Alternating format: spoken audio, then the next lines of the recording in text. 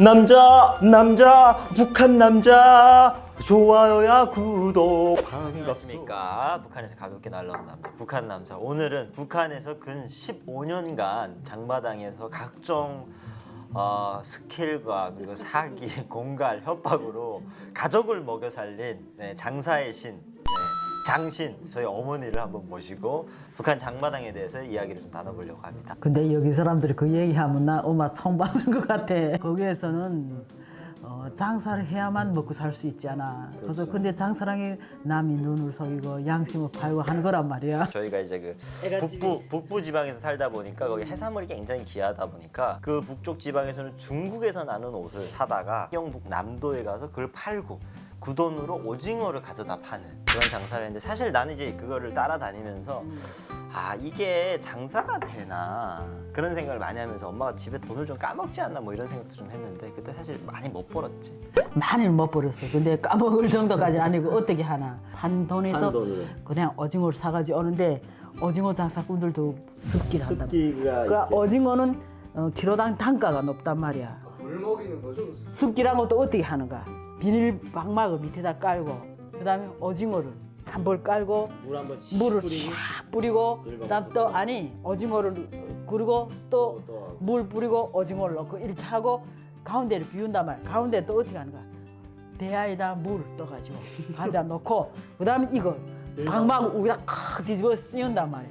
그러면 이틀 있다가 내다 팔면 아예 오징어가 이제 거의 그 바다에서 동해바다에서 나오는 느낌인 거지. 이제 마른 오징어인데 동해바다에서 수영 쳐서 이제 나온 오징어가 되는 거지. 먹긴 좋아요. 그게 이제 부드럽고 이러니까. 그리고 또 어떤 때는 또 살 때 그 한 마리 한 마리 개개 살피지 않고 산단 말이야. 거기 오징어 눈 거기에다가 연 그것 요만큼씩 다 여어서 끼운 거 우리 그거 살 때 한 드럼씩 싸지 않나. 한 드럼이라는 게 20개를 묶은 거니까 완전 뒤집어 보고 안 쌌단 말이야. 그래 가지고 와서 탁 팔다 보니까 와서 사는 사람들은 한 드럼씩 사지 않고 몇 마리씩 산단 말이야. 필요한 만큼. 그런 사람들은 다 본단 말이야. 야, 그래 또 숱한 손해를 봤죠. 아니 오징어에서 연이 나왔어요. 아 이거 무슨 비타민도 아니고 연을 여기다 왜 껴서 파는 거예요? 몇백 킬로 싸왔는데 그럴 때는 아예 폭망하지. 야, 정말 가슴이 아파 그때 생각하면서. 떡장사는 이거는 떡 장사는 완전히 마이너스 장사. 이거는 플러스가 아니라 집을 그냥. 떡을 장사해도 시장을 앉지 못하게 했어. 그러니까 메뚜기 장사라고 그 안전원들이 와서 골목골목 지켜가지고 장사꾼들 거 뺏고 이랬어. 여기서 몇 개를 팔자 하면 또 안전원이 와. 그러면 또 그거 들고 막 골목으로 달아나.